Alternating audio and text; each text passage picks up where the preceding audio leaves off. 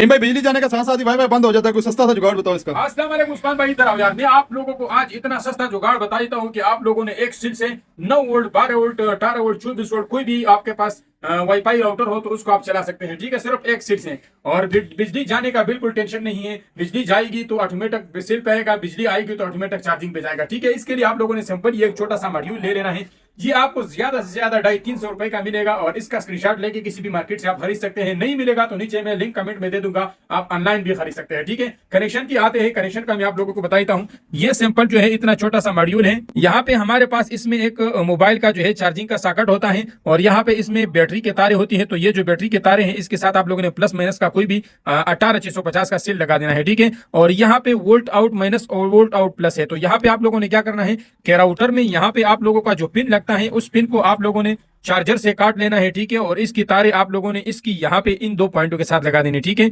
ये वाला प्लस है, ये वाला माइनस है। तो इसको मैं लगा के फिर आप लोगों को सिल का कनेक्शन लगा के फिर आप लोगों को दिखा देता हूँ। इसमें एक काम और भी करना है, वो भी मैं आप लोगों को बताता हूँ। ठीक है, पहले मैं ये 2 टांके लगा देता हूँ जल्दी जल्दी।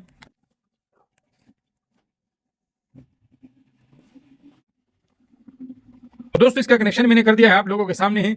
ये वाले जो तारे हैं ये हमारे बैटरी के हैं और ये हमारे राउटर के हैं। ठीक है, अब इसके साथ हमने सेल लगाना है। इसके लिए आपने कोई भी सेल ले लेना है। 18650 के 2 सेल आप पैरेलल में लगाओ या एक सिंगल लगाओ। एक सिंगल का बैकअप कम होगा, 2 पैरेलल का बैकअप ज्यादा होगा। ठीक है, सबसे पहले हम इसका जो पॉजिटिव वाला पॉइंट है ये लगा देते हैं। अभी जो है हम इसका नेगेटिव पॉइंट लगा देते हैं। तो गाइस नेगेटिव पॉजिटिव पॉइंट हमने लगा दिया है।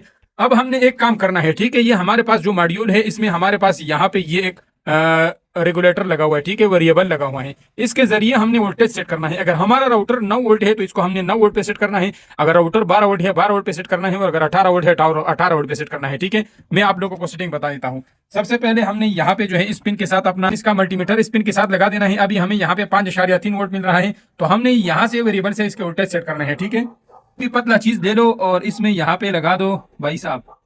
तो यहाँ पे इसको हमने वोल्टेज सेट कर देने हैं। तो आप लोगों के सामने है 12.2 हमने सेट कर दिया। इसको थोड़ा सा और ऊपर कर देता हूँ। 12.4 वोल्ट हमने सेट कर दिए हैं।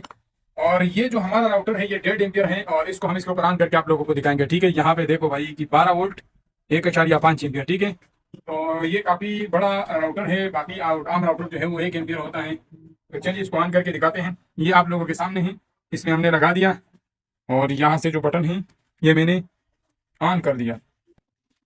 ये ऑन हो गया। जब लाइट बंद करूँ मोबाइल का तो ये हमारा राउटर ऑन हो गया है। इस तरीके से जो है आप अपना राउटर एक सिल से भी चला सकते हैं और 2 सिल से भी चला सकते हैं।